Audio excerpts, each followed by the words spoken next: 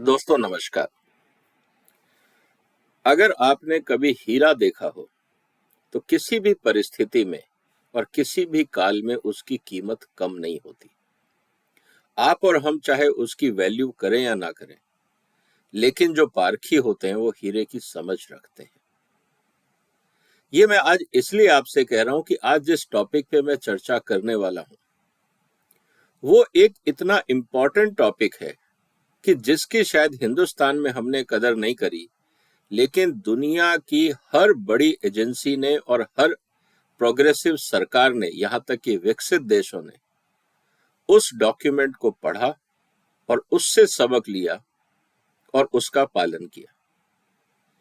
और इसकी बात मैं इसलिए कर रहा हूं क्योंकि मैं जिस बात को कहने जा रहा हूं वो है चाणक्य नीति।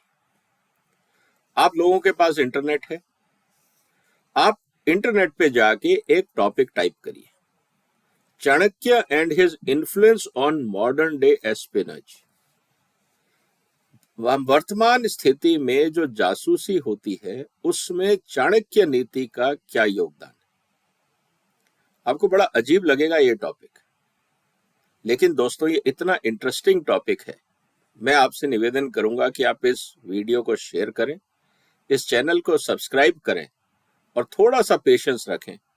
इस पूरे डॉक्यूमेंट को मैं आपके सामने डिटेल में चर्चा करने वाला हूं। इससे हमें ये सीखने को मिलेगा कि किस तरह से चाणक्य नीति को अपनाकर दुनिया ने अपने यहाँ गवर्नेंस को इम्प्रूव किया, मैनेजमेंट को इम्प्रूव किया, करप्शन को कंट्रोल किया और राष्ट्रीय सुरक्षा को मजबूत किया। हम लोगों ने जो नहीं किया उसकी कीमत आज ये है कि हमारे यहाँ पे पॉलिटिकल सिस्टम करप्ट है, देश में करप्शन बढ़ गया है और भारत विरोधी ताकतें हर दुनिया के कोने में सिर उठा रही। अगर हमने चाणक्य नीति को समझा होता और अपनाया होता तो आज भारत पहले से ज्यादा समृद्ध होता, सक्षम होता और सुरक्षित होता। चलिए आज इस पूरी रिसर्च की मैं चर्चा करता हूं। ये रिसर्च मेरी नहीं है, ये रिसर्च है यूके में की गई रिसर्चर्स के द्वारा, उनका ये एनालिसिस है। इसीलिए मैंने कहा कि आप इंटरनेट पे जाएं, यूके एसेस करके एक वेबसाइट है, उन्होंने इसका डिटेल्ड एनालिसिस किया है कि किस तरह से चाणक्य नीति ने दुनिया की जितनी खुफिया एजेंसीज हैं उनको ये बताया कि खुफिया तंत्र कैसे मैनेज किया जाता है, कैसे चलाया जाता है और उससे राष्ट्रीय सुरक्षा में कैसे योगदान मिलता है। ये चाणक्य नीति दुनिया की हर बड़ी जो एस्पिनेज एजेंसी है या जिसको हम खुफिया एजेंसी बोलते हैं, जो जासूसी के कामों में लगती है जिससे वो अपनी राष्ट्रीय सुरक्षा को इंप्रूव कर सके, वो सब चाणक्य नीति को फॉलो करते हैं। और इस ऐसे में ये भी लिखा हुआ है कि ये दुख की बात है कि भारत ने चाणक्य नीति को नहीं अपनाया और इसीलिए आज भारत में करप्शन है और सिक्योरिटी थ्रेट्स हैं और सिक्योरिटी रिस्क है। दोस्तों कितनी बड़ी विडंबना है। चलिए इस ऐसे को हम समझते हैं और उन बातों पे ध्यान करते हैं कि किस तरह से चाणक्य ने हिंदुस्तान को जो एक ग्रंथ दिया जिसमें सारी समस्याओं का समाधान है, हमने उसको किस तरह से इग्नोर किया और आज वेस्टर्न वर्ल्ड जिसको हम कॉपी करने में जाते रहते हैं वो किस तरह से कहता है कि भारत ने क्या मूर्खताएं करी जिसके कारण भारत आज समस्याओं में। सबसे इंपॉर्टेंट चीज जो ये कही गई है इस रिसर्च में, उसमें ये कहा गया है कि दुनिया का सबसे ताकतवर राज्य या प्रदेश किसी भी परिस्थिति में अगर आप किसी भी समय से कंपेयर करेंगे तो वो था मगध राज्य। चाणक्य के समय में जो चंद्रगुप्त जो उसका स्टूडेंट था उसके माध्यम से उसको ग्रूम करके चाणक्य ने जो मगध राज्य की स्थापना की थी वो दुनिया का सबसे पावरफुल, किसी भी समय को आप कंपेयर कर लीजिए उस समय के कंपैरिजन में वो सबसे पावरफुल एक राज्य था। और ये किसने बनाया था? चाणक्य ने। इसका मतलब रिसर्चर्स का ये कहना है कि कुछ ना कुछ तो अच्छा हुआ होगा अगर वहां पे राज्य इतना पावरफुल था, माइट जिसका था, मिलिट्री माइट था, इकोनॉमिक माइट था, लोग खुशहाल थे, वो इंडिया का गोल्डन पीरियड कहलाता था। तो चाणक्य ने ऐसा तो कुछ किया होगा जिससे हम मॉडर्न वर्ल्ड में सीख सकते हैं। यही बात इस रिसर्चर्स ने कही कि जब हमने उसकी स्टडी करी तो हम इस कंक्लूजन पे पहुंचे कि no matter how deep history tries to bury his contribution with the sand of even changing modern conspiracy and progression, Kautilya will remain to be one among the greatest political masterminds. इसका मतलब क्या है? हमारे राजनीतिक दल किसी भी स्वार्थ के कारण चाणक्य को माने या ना माने, दुनिया में बहुत सारे विद्वान और हिस्टोरियन आएंगे जो चाणक्य को गौण करने की कोशिश करेंगे, लेकिन चाणक्य दुनिया का सबसे powerful and greatest political mastermind था। ये वेस्टर्न वर्ल्ड के रजिस्टर बोल रहे, रिसर्चर्स बोल रहे हैं। हमारे यहाँ के हिस्टोरियंस को समझ में नहीं आता, क्योंकि उनको सिर्फ चाटुकारिता समझ में आती है। जो पॉलिटिकल मास्टर बोलते हैं बस उनको वही लिखना आता है, उनको सिर्फ राजनीति करनी आती है, हिस्ट्री का असेसमेंट नहीं आता है। इसीलिए मैं जो ज्यादातर इंडिया के जो हिस्टोरियंस हैं, मैं उनको स्टोरी टेलर या फिक्शन राइटर बोलता हूँ। उनको हकीकत ना समझ आती है, क्योंकि वो सिर्फ पेड हिस्टोरियन हैं जिनको तनख्वाहें मिलती है। इसी आर्टिकल में आगे लिखा हुआ है कि किस तरह से चाणक्य ने मगध साम्राज्य का निर्माण किया, किस तरह से उसको आगे बढ़ाया। हमने इसकी स्टडी करी, और खासकर हमने ये स्टडी करी कि इतना बड़ा साम्राज्य चला कैसे। इसका मतलब जो वहां खुफिया तंत्र था, राज चलाना, सत्ता लेना अपनी जगह है, लेकिन पूरी दुनिया को पता है कि राजाओं के खिलाफ षड्यंत्र रचे जाते हैं। जब षड्यंत्र रचे जाते हैं तो उसका निदान भी चाहिए, उसका प्रोटेक्शन भी चाहिए। इसका मतलब चाणक्य के मगध साम्राज्य में खुफिया तंत्र भी बहुत इफेक्टिव होगा और यूजफुल होगा। इसीलिए रिसर्च में उस पर फोकस किया गया। दोस्तों थोड़ा सा पेशेंस रखिए, बहुत इंटरेस्टिंग रिसर्च है, मैं आपके सामने रख रहा हूं, और इसको शेयर करिए अपने दोस्तों के साथ, ताकि पता लगे कि भारत में कितने गौरवशाली व्यक्तित्व हुए हैं जिनकी हमने अनदेखी करी। सबसे इंपॉर्टेंट चीज जो रिसर्च की रही वो ये था कि focus on checking the credibility and practicality of his tactics and policies in the field of espionage. हम सिर्फ थ्योरेटिकल बात नहीं कर रहे हैं। चाणक्य के ऊपर रिसर्च करने का पर्पस ये था कि उसके जो सजेशंस है वो कितने प्रैक्टिकल हैं, कितने इफेक्टिव हैं और कितने क्रेडिबल हैं, जिसके कारण उसका रिजल्ट मिलता था। ये बात रिसर्चर्स ने कही है। इसीलिए उन्होंने ये कहा कि हम इस बात को मानते हैं कि चाणक्य इस दुनिया में, चाहे आप किसी से भी कंपेयर कर लीजिए, पिछले 2-2.5-3 हजार साल में, जब से हम मगध साम्राज्य की बात कर रहे हैं, 300 ईसा से पूर्व, 300 साल ईसा से पूर्व, करीब ये समझ लीजिए 2500 साल पुरानी हम बात कर रहे हैं, तब से लेकर आज तक चाणक्य जैसा mastermind on political and strategic thinking में नहीं हुआ है। ये बात वेस्टर्न वर्ल्ड भी मानता है, और इसीलिए वो ये कहते हैं कि that was the golden era of Indian history. चाहे उसको हम माने या ना माने, मगध साम्राज्य हिंदुस्तान की गोल्डन हिस्ट्री का पार्ट है। साथ में उनका ये कहना है कि आप जब बड़ा साम्राज्य बनाते हैं, मगध जैसा साम्राज्य बनाते हैं, तो चैलेंजेस भी बहुत होते हैं। लेकिन इंपॉर्टेंट बात यह थी मगध साम्राज्य की कि मगध साम्राज्य एक समृद्ध सिविलाइजेशन था, जहां पे इकोनॉमिक प्रॉस्पेरिटी थी, फॉर्मिडेबल एंड स्ट्रॉन्ग आर्मी थी, एफिशिएंट इंटेलिजेंस नेटवर्क था। There was no political corruption और instability, no economic insecurity for people, but also there were threats of enemy rulers. समृद्ध राज्य था, गोल्डन पीरियड था, लेकिन मगध के ऊपर कई बुरी दृष्टियां भी थी। जैसे आज हम भारत की बात करते हैं कि भारत में बहुत सक्षमता है, लेकिन कुछ ऐसे दुश्मन हैं हिंदुस्तान के अंदर और बाहर जो भारत को खुशहाल नहीं देखना चाहते। यही हाल उस समय मगध साम्राज्य का था कि उसके खिलाफ लोग काम करते थे। इसका मतलब जो राजा था, मतलब जो राजतंत्र था, उस समय तो राजा हुआ करता था, उसके लिए इंटरनल एक्सटर्नल थ्रेट होते थे, उसको कैसे काउंटर किया जाए, चाणक्य ने उस पर पूरी नीति बनाई और इतनी इफेक्टिव थी और इतनी एफिशिएंट थी कि वो कंट्रोवर्शियल कभी नहीं हुई। ये भी इंपॉर्टेंट, आप काम करते हैं, अच्छा काम करते हैं, लेकिन कंट्रोवर्शियल हो जाता है। लेकिन चाणक्य नीति ऐसी थी कि इफेक्टिव थी, एफिशिएंट थी, लेकिन कंट्रोवर्शियल नहीं थी। और ये खास बात है जिसके बारे में हमें सोचना होगा, और यही चीज दर्शाता है कि मगध एम्पायर इतना स्ट्रांग कैसे हुआ।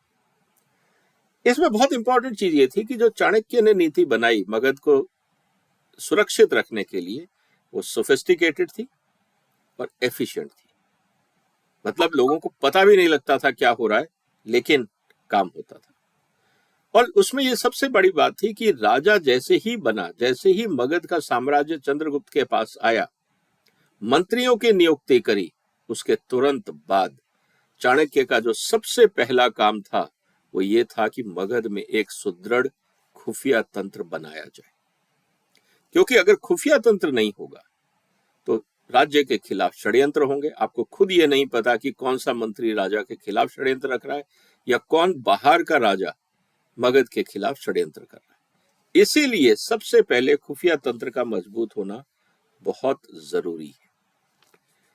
उसका कारण ये था कि जो अंदर के लोग हैं वो बहुत तरह के र्यूमर फैला सकते थे, गलत न्यूज दे सकते थे, अलग अलग तरह की षड्यंत्र, राजनीतिक षड्यंत्र रचे जा सकते थे, जिसके कारण वहां पे उपद्रव होता या अराजकता फैलती। उसको रोकना बहुत जरूरी था। यह भी इंपॉर्टेंट था चाणक्य के लिए कि वो इस तरह से अपना काम करे कि राज्य के अंदर और राज्य के बाहर दोनों तरफ से सूचनाएं टाइम पे और क्रेडिबल सूचनाएं राजा तक पहुंचे, ताकि सूटेबल टाइम पे सूटेबल एक्शन लिया जा सके। उन लोगों का पता लगाया जा सके जो अफवाहें फैलाते हैं, जो झूठी खबरें फैलाते हैं, जो पॉलिटिकल स्ट्रेटेजीज करते हैं राजा के खिलाफ, वो कौन अंदर के भेदी हैं उनका ढूंढा जाए, और हो सके तो अगर जरूरत भी पड़े तो जो दुश्मन के जनरल्स हैं उन पे काबू पाया जाए।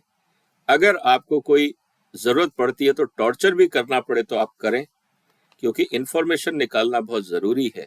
और यहां तक कि दुश्मन के जो हाई लेवल के ऑफिशियल्स हैं, अगर उनका खात्मा भी करना पड़े, जिसको कहा जाता है एसेसिनेशन, अगर वो भी करना पड़े अपने राज्य को सुरक्षित रखने के लिए, तो वो भी किया जाए।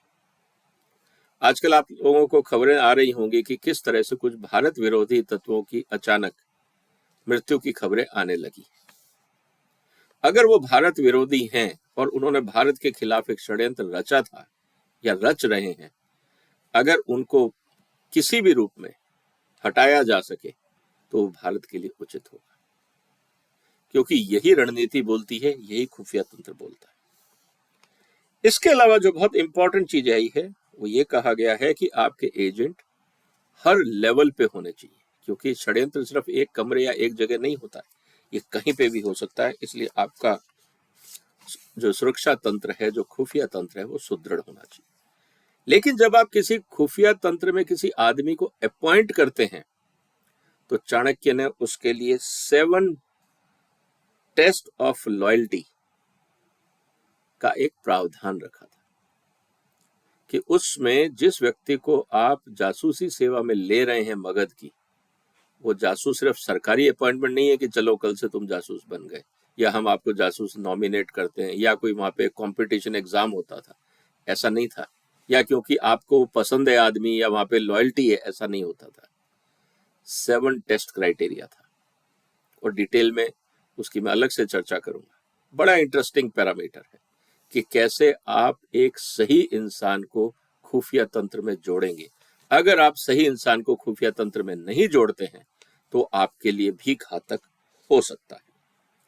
अगर कोई खुफिया तंत्र से खबर आती थी तो चाणक्य का यह कहना था कि 3 जासूसों से वो खबर ली जाएगी, एक से नहीं, ताकि ये कंफर्म हो जाए कि इंफॉर्मेशन सही है और तीनों की काबिलियत समझ में आ जाएगी कि वास्तव में इन लोगों ने ईमानदारी से काम किया या नहीं किया, ये इनकी खबरें या इनकी सूचनाएं भरोसे लायक हैं या नहीं है। इसीलिए हर खुफिया समाचार को 3 जासूसों से क्रॉस वेरीफाई किया जाता था, और कोई जरूरी नहीं है कि तीनों जासूस एक दूसरे को जानते हों, और कैसे उनको छुपाया जाता था उसकी चर्चा में आगे करूंगा। तो दोस्तों इस बात का ध्यान रखना। लेकिन अगर ये पता लगता था कि किसी जासूस ने जानबूझ के गलत खबर दी है या उसकी खबरें सही नहीं है, मिसलीडिंग है, उसको मौत के घाट उतार दिया जाता था। क्योंकि जिस पे भरोसा किया, अगर वो ही गद्दारी करे और वही ईमानदारी से काम नहीं करे तो राष्ट्र संकट में आ सकता है। ऐसे लोगों की राष्ट्र को जरूरत नहीं है। तो ऐसे लोगों को कहा गया है कि ही और शी विल बी एग्जीक्यूटेड, मतलब उसको मृत्युदंड मिलेगा। इसीलिए कहा गया है कि intelligence officer should be a person of high intelligence, sharp mind, courageous, with undoubtable loyalty to the emperor and his motherland. Political party नहीं, मदरलैंड, ये बात समझना होगा। अगर वो राष्ट्रभक्त है तो उसकी जरूरत है, अगर वो राष्ट्रभक्त नहीं है तो उसकी जरूरत नहीं है। तो इसीलिए जो खुफिया तंत्र है उसमें जो 7 स्टेप टेस्ट है, उसमें हर तरह के प्रलोभन दिए जाते हैं, हर तरह की सिचुएशन क्रिएट की जाती है, और ये देखा जाता है कि इस आदमी की इंटीग्रिटी है या नहीं है। अगर किसी भी स्टेप पे आदमी डावाडोल करता है तो उसको खुफिया तंत्र में शामिल नहीं किया जा सकता। ये बात बहुत क्लियर चाणक्य ने कही थी। अब इंटरेस्टिंग चीज क्या थी, चाणक्य के जो जासूस थे वो कैसे काम करते थे। दोस्तों बड़ा इंटरेस्टिंग डेवलपमेंट है कि किस तरह से चाणक्य ने समाज को समझा और एक खुफिया तंत्र तैयार किया। 2 तरह के उसके खुफिया तंत्र थे, एक तो बाउंड्री के अंदर और एक बाउंड्री के बाहर, मतलब देश के अंदर और देश के बाहर। 2 तरह के खुफिया तंत्र चाणक्य के थे। जब आप बात कर रहे हैं अंदर की, अपने ही देश के अंदर, तो उसमें चाणक्य के जो खुफिया तंत्र के लोग थे वो कौन थे? उस समय के हिसाब से भिक्षु हो सकते थे,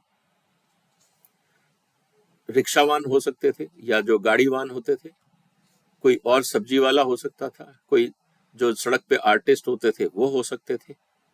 किसी भी रूप में आम आदमी के भेष में आम कार्य करने वाले लोग, कोई गाय बैल चला रहा है, कोई सड़क पे तमाशा कर रहा है, कोई भिक्षु बन के गली गली घूम रहा है, इस तरह के लोग चाणक्य के एजेंट्स हुआ करते थे। ये तो थे अपने देश के अंदर। बाहर जब वो थे, वहां पे उसने जो इस्तेमाल किया आउटसाइड स्टेशन एजेंट्स, वो लोग थे जो हत्यारे भी थे, कैदी भी थे, नन्स भी थी, जो भिक्षुणियां अलग अलग जगह जाती हैं, वो भी थे। मतलब हर तरह के रास्ते को चाणक्य ने इस्तेमाल किया कि लोगों को शक नहीं हो और खबरें आती रहें, और इसीलिए उन लोगों को रिवार्ड भी किया जाता था, उनकी रिस्पेक्ट भी की जाती थी जो राष्ट्र के लिए काम करते थे। अब सबसे इंपॉर्टेंट चीज थी कि जानकारी इकट्ठी कर ली तो उसको ट्रांसमिशन कैसे किया जाता था।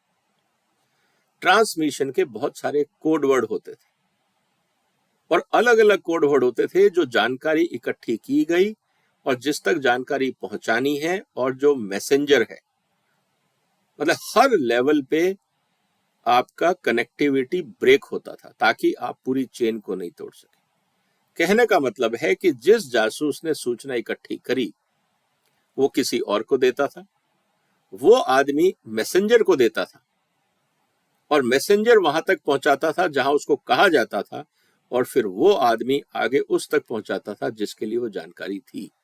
मतलब पूरे रास्ते अलग अलग लोगों का अलग अलग रोल था, किसी को नहीं पता था किसने किसको क्या जानकारी पहुंचाई और उस जानकारी का मतलब क्या है। सब कुछ कोड भाषा में होता था, एनक्रिप्शन जिसको आज हम बोलते हैं, एनक्रिप्टेड था। ये बात समझनी होगी।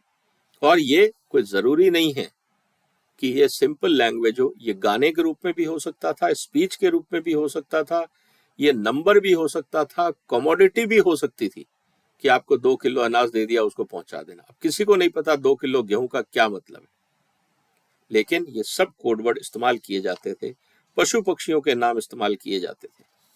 अगर किसी कारण से मान लीजिए कि मैसेंजर नहीं मिल रहा है और सूचना देनी है, और वो जो स्पाई है या जो खुफिया तंत्र का एजेंट है चाणक्य का, अगर वो कहीं पे है तो वहां से बीमारी का बहाना करके, परिवार का बहाना करके, त्योहार का बहाना करके वहां से छुट्टी लेके आएगा और इंफॉर्मेशन डिलीवर करके जाएगा।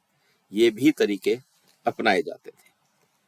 सबसे इंपॉर्टेंट चीज ये थी कि जब आप दूसरे राज्य में एस्पिनेज कर रहे हैं, खुफिया तंत्र कर रहे हैं, तो चाणक्य के जासूस वहां के मंत्रियों में, अधिकारियों में, राजाओं के यहाँ पे नौकर बन के काम करते थे, कुक बन के काम करते थे, और अगर जरूरत पड़े तो वहां के जो करप्ट मिनिस्टर्स थे उनको ब्लैकमेल भी करते थे, और जरूरत पड़ने पर उनके परिवारों को भी बंधक बना के रखते थे, या इस थ्रेट पे रखते थे कि अगर तुमने हमारा काम नहीं किया तो अंजाम बुरा होगा।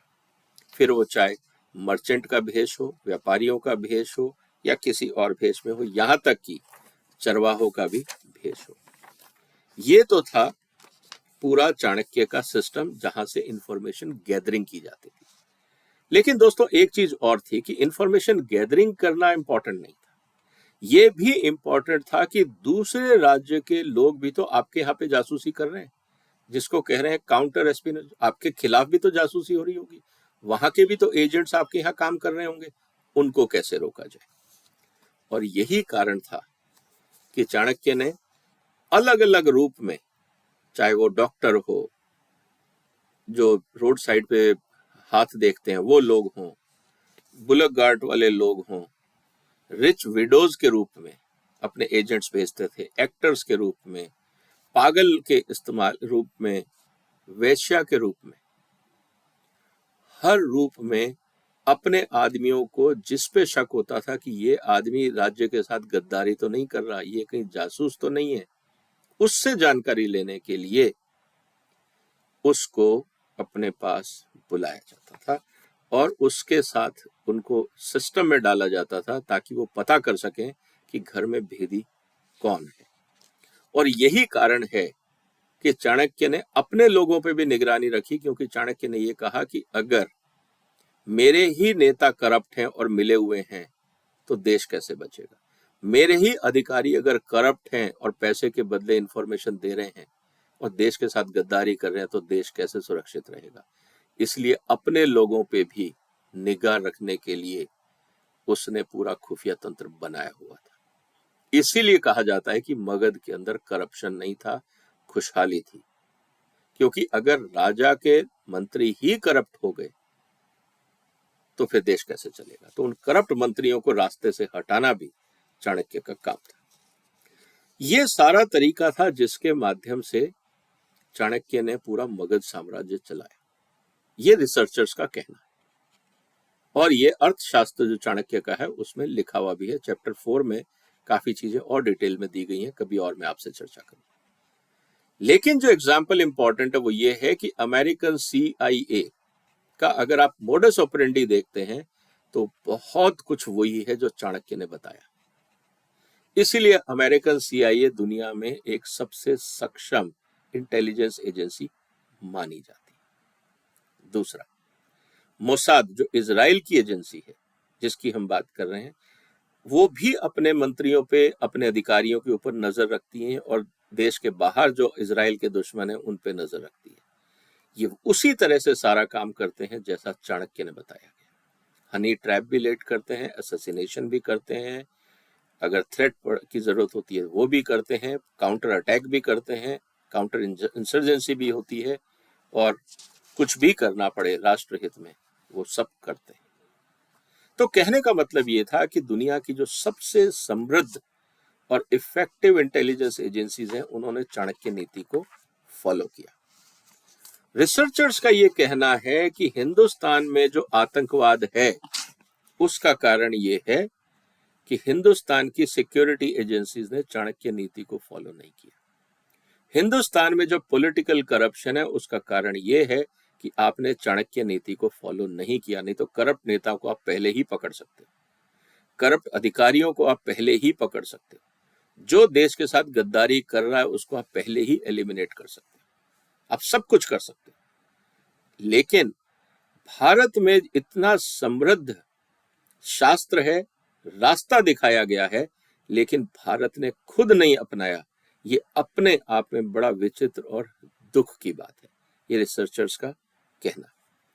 इसीलिए इस बात को लेकर बार बार ये कहा गया कि करप्शन चार्जेस अगेंस्ट ऑफिशियल्स क्यों होते हैं भारत के अंदर, भारत के खिलाफ देश और विदेश में किस तरह से लोग आरोप लगाते हैं या भारत के हितों के खिलाफ काम करते हैं, इसके ऊपर भी भारत सरकार आसानी से काम कर सकती थी अगर उन्होंने चाणक्य नीति को अपनाया होता। तो कुल मिला के जो भारतीय एजेंसीज हैं या भारतीय सिस्टम है, उसका ट्रैक रिकॉर्ड कोई कंपैरेटिव टू बाकी एजेंसीज बहुत अच्छा नहीं। उसका कारण ये है कि आपने चाणक्य नीति नहीं अपनाई।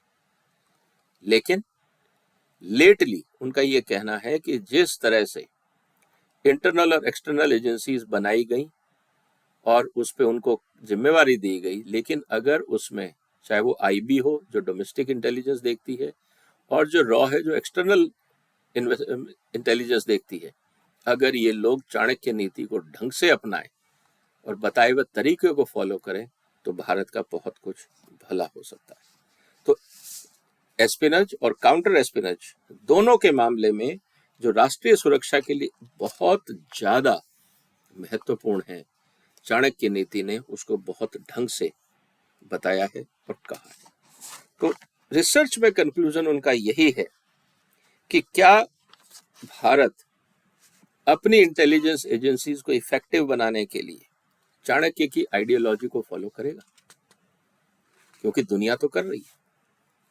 तो दोस्तों, जिस तरह से भारत विरोधी तत्व दुनिया में आज सिर उठा रहे हैं और जिस तरह से भारत विरोधी तत्व भारत के अंदर उपद्रव मचा रहे हैं, क्या भारत सरकार चाणक्य नीति अपनाएगी? क्या भारत सरकार को चाणक्य नीति अपनानी चाहिए? आज सवाल इस बात का है। आपका क्या कहना है दोस्तों?